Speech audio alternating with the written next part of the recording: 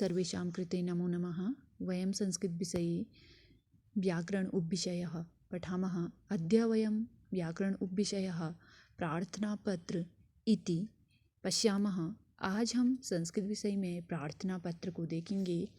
प्रार्थना पत्र आपको मैंने इससे पहले कक्षा में, जैसे नवम कक्षा में भी हमने पढ़ा था, प्रार्थना पत्र मैंने आपको बताए थे।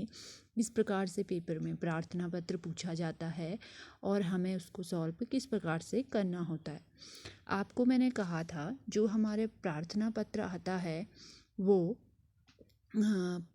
मंजूषा के द्वारा हमें पूर्ति करनी होती हैं।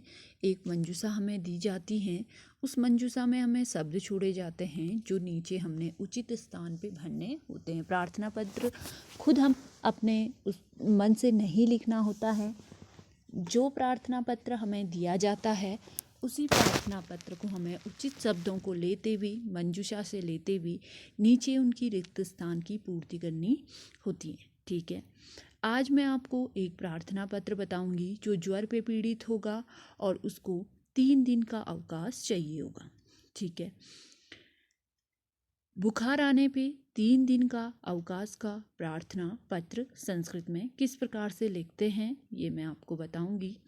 मंजूषा है, सबसे पहले आपको मंजूषा दी जाएगी, उसमें शब्द होंगे। जैसे इस मंजूषा में शब्द है महोदये भवदीयः ज्वर पीड़ितः विद्यालये निवेदनम अनुगृह्णन्तु अवकाशं परीक्षा भवनात् प्रधानाचार्यः जातः।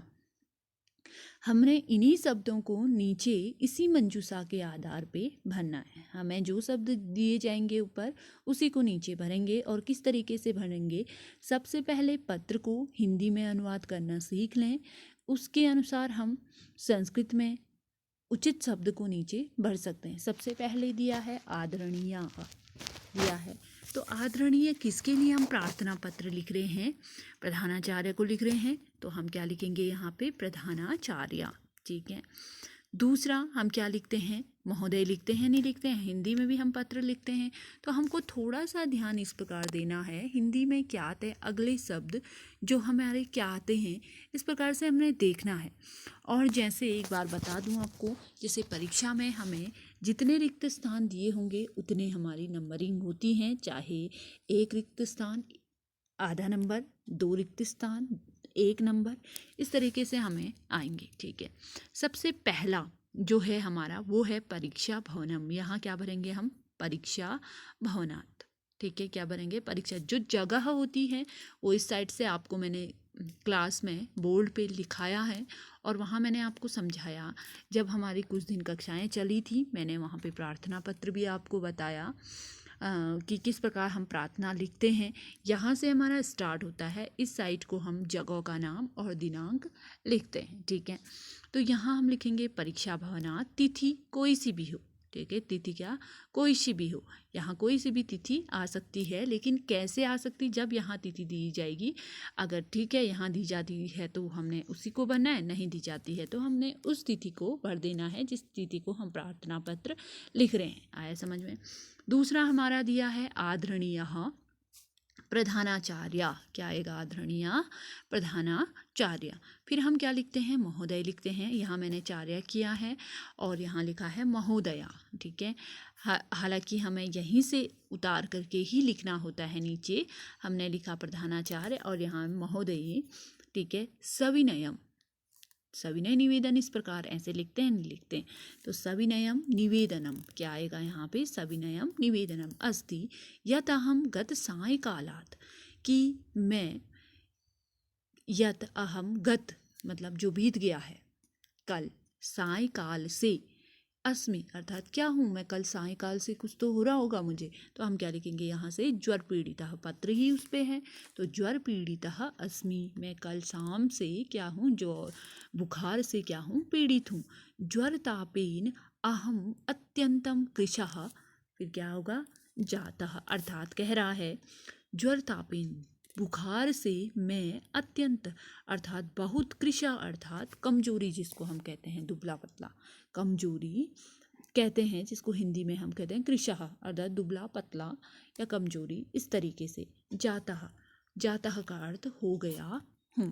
ठीक है, अतः अहम विद्यालय क्या आएगा यहाँ पे, विद्यालय, अर्थात मैं कल विद्यालय अतः अहम विद्यालये आगन्तुम् असमर्थः, अर्थात मैं विद्यालय में आने को क्या हूँ, असमर्थ हूँ, अस्मि अर्थात हूँ। अतः दिनत्रयस्य, 3 दिन का, अतः 3 दिन का सीधा से सीधा क्या चाहिए उसको, अवकाश चाहिए, तो हम अवकाश बनेंगे अवकाशम स्वीकृत्य, कृपया मुझे 3 दिन का अवकाश दे दीजिए।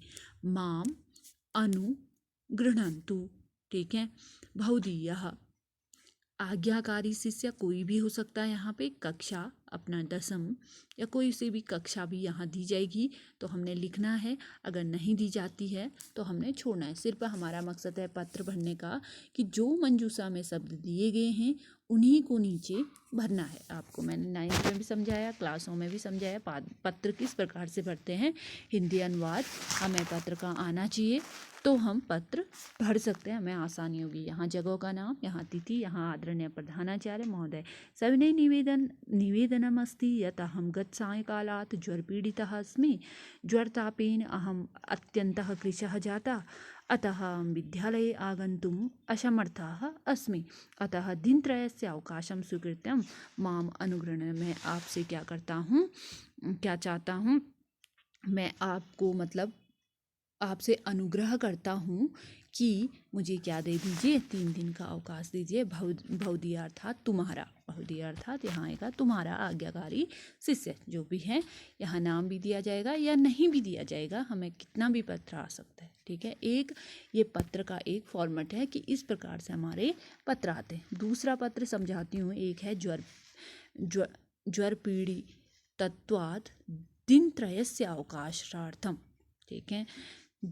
ज्वर से, बुखार से पीड़ित है और उसको 3 दिन का अवकाश चाहिए।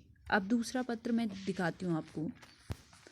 दूसरा है जैसे दीपमालाया प्रिय मित्र को हमने पत्र लिखना है। दीपमालाया अवसरे लिखिते शुभाशा पत्रे रिक्त स्थानानि पूरयेत्, किसी को शुभकामनाएं देनी है उस पर हमने क्या करना है, पत्र लिखना है।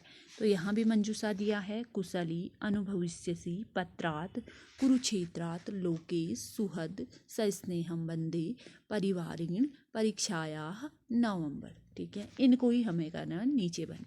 सबसे पहले मैंने कहा था इस साइड क्या आती है हमारी जगह का नाम, मैंने लिखा कुरुक्षेत्रात्, फिर तिथि लिखी होगी। अब लिखा यहाँ से प्रिय मित्र, जो तुम्हारा प्रिय मित्र होगा। यहाँ जो मंजूषा में नाम देखना है किसी लड़के लड़की जो भी है, मतलब यहाँ से ही बनना है, अपने पे नहीं ले जाना है, जो मंजूषा में होगा वही बनना है। तो प्रिय मित्र क्या है यहाँ पे नाम, लोकेश। सस्नेहम वंदे, ठीक है, स्नेह से तुम्हें नमस्कार। भवतः कुशल समाचारः प्राप्तः, किससे प्राप्त होगा, उससे कुशल समाचार, पत्र लिखे हैं ना, पत्र से होगा। तो पत्रात् प्राप्तः अहम अपि अत्र छात्रावासे कुशली, अर्थात मैं यहाँ छात्रावास में क्या हूँ, कुशल हूँ। जानत्येव भवान यत्, कौन से महीना होगा, नवंबर यहाँ दिखा है तो सीधा सीधा महीना क्या भरेंगे हम, नवंबर मासे 15 तारिकायां दीपमालाया उत्सवः भविष्यति, ठीक है। कह रहा है कि नवंबर महीने में 5-10 अर्थात 15 तारीख को दीपमाला का क्या है, उत्सव है, भविष्यति अर्थात होगा, होगा, भविष्यति अर्थात हमारे आने वाला कल, ठीक है। भू धातु लृट लकार, आने वाला कल में चलता है, होगा, ठीक है। अहम परीक्षाया, क्या भरेंगे यहाँ पे, अहम परीक्षाया कारणात् त्वाम समयाः आगन्तुम असमर्थः, ठीक है। मैं परीक्षा के कारण, ठीक है, मैं परीक्षा के कारण तुम्हारे कारण तुम्हें समय देने में क्या हूँ, तुम्हारे यहाँ आने में या तुम्हें समय देने में क्या हूँ, असमर्थ हूँ। अतः तुभ्यं पत्रेण एव शुभाशयां सूचयामि, अतः मैं तुम्हें पत्र के माध्यम से शुभाशय अर्थात जो होते हैं शुभकामनाएं दे रहा हूँ। आशा से यत भवान सह उत्सव से आना, किसके साथ होगा वो, परिवार के साथ होगा, ठीक है। तो परिवारेण सह उत्सवस्य आनंदम अनुभविष्यसि, अनुभव कर रहे होंगे, करोगे। क्षम्यताम मम तत्र अनागमनम सुहद, क्षमा करना मैं वहाँ नहीं आ सकता हूँ, मेरा आगमन वहाँ नहीं हो सकता है। तुम्हारा मित्र, सुहृद अर्थात मित्र, यहाँ से भरेंगे सुहृद। ठीक है, तो हमें सबसे पहले मैंने आपको क्या कहा, पत्र का हिंदी अनुवाद होना हमें बहुत ज़रूरी है, तभी हम पत्र आगे लिख सकते हैं। तो पत्र का अनुवाद क्या हुआ, लोकेश सस्नेहम वंदे, तुम्हारा कुशल समाचार पत्र से प्राप्त हुआ। मैं भी यहाँ छात्रावास में कुशल हूँ। जानते हो भगवान यत नवंबर महीने में 5 तारीख को क्या है, 15 तारीख को दीपमाला का उत्सव होगा। मैं परीक्षा के कारण समय देने में असमर्थ हूँ, अतः तुम्हें पत्र से ही शुभकामनाएं दे रहा हूँ। आशा है कि आप, भगवान अर्थात आप, अपने परिवार के साथ उत्सव का आनंद करोगे, उत्सव का आनंद का अनुभव करोगे। ठीक है, क्षम्यताम मम तत्र आगमन, क्षमा करना, मैं वहाँ नहीं आ सकता हूँ, तुम्हारा सुहृद सुरेश। ठीक है, तो इस प्रकार से हमें पत्र पूछे जाते हैं। तो पत्र भरने का तरीका हमें आना चाहिए। 1-2 पत्र हम घर पे भरें, तब हम समझ पाएँ कि पत्र किस प्रकार से भरते हैं। तो 2 पत्र मैंने आपको समझाए, इनको आप व्याकरण की कॉपी में करोगे। आज के लिए इतना ही। अस्तु, नमो नमः, धन्यवाद।